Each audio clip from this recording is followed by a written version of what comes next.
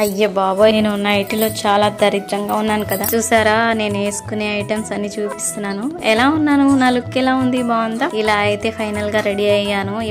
నేనైతే ఇవాళ 2 వాయనాలు తీసుకోవడానికి వెళ్తున్నాను. ఇంట్లో పూజ చేసుకున్నాను. పూజ చేసుకుని ఫైనల్ లుక్ అయితే ఇలా ఉంది. వెళ్ళి వాయనం తీసుకోవడానికి అయితే వెళ్ళాను. వాయనం తీసుకోవడానికి అయితే వచ్చేసాను. అక్క లిఖిత అక్క చాలా మంచి మనసు తనది, చాలా బాగా మాట్లాడుతుంది. తన దగ్గరికి అయితే వచ్చాను. 2 days ముందు నుంచే చెప్తుంది, శారద నిన్ను వాయనానికి అయితే పిలుస్తాను, తప్పకుండా రావాలని చెప్పేసి అని అడిగింది. వాయనం తీసుకొని ఆ అమ్మవారిని అయితే దర్శించుకున్నాను. చాలా బాగా అలంకరించింది అమ్మవారిని, సూపర్ గా ఉంది అమ్మవారిని.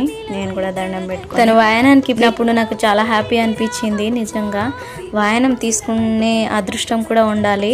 నా రాతలో రాసి పెట్టిందేమో, అందుకే నేను వాయనం తీసుకోవడానికి అయితే వెళ్ళాను. నిజంగా చాలా హ్యాపీ ఫీల్ అయినాను. నేనైతే అక్క దగ్గరికి వెళ్ళి చాలా బాగా రిసీవ్ చేసుకుంది. నిజంగా ఫైనల్ గా 5 members అయితే పిలిచింది. 5 members ని పిలిచి వాయనం అయితే ఇచ్చింది. చాలా అట్లా అనకూడదమ్మా, ఇది తన ముద్దయితే ఇస్తుంది, మనం ఆశీర్వదించాలి, చిన్నైనా పెద్దయినా.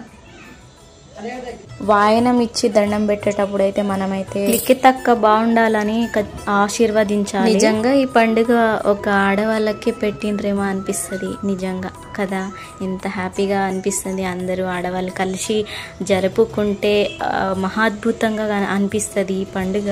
ఇక నెక్స్ట్ నా వంతు నాకైతే ఇస్తినమ్మ వాయనం, పుచ్చుకుంటినమ్మ వాయనం, ఇస్తినమ్మ వాయనం, పుచ్చుకుంటినమ్మ వాయనం అని అనాలి. ఫైనల్ గా ఎవరు వచ్చారమ్మా మా ఇంటికి అనగానే, వరమహాలక్ష్మి వచ్చిందమ్మా మీ ఇంటికి అనగానే దండం పెట్టేటప్పుడు మనం అక్షంతలు వేసి ఆశీర్వదించాలి, సంతోషిస్తుంది తను. ఇక్కడ చూసారా అమ్మవారిని ఎంత బాగా అలంకరించి. చెప్పాను కదా నేను 2 వాయనాలకి వెళ్ళానని.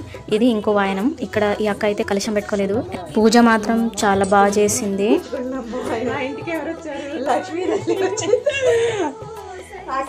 ముత్తైదుకి అక్షంతలేసి ఆశీర్వదిస్తే చాలా బాగుంటుంది. చూసారా, నేను 2 వాయనాలు తెచ్చుకున్నాను. నా వీడియో ఎలా అనిపించింది, నచ్చితే లైక్ చేయండి, సబ్స్క్రైబ్ చేసుకోండి. Thank you for watching. Bye. Lakshmi.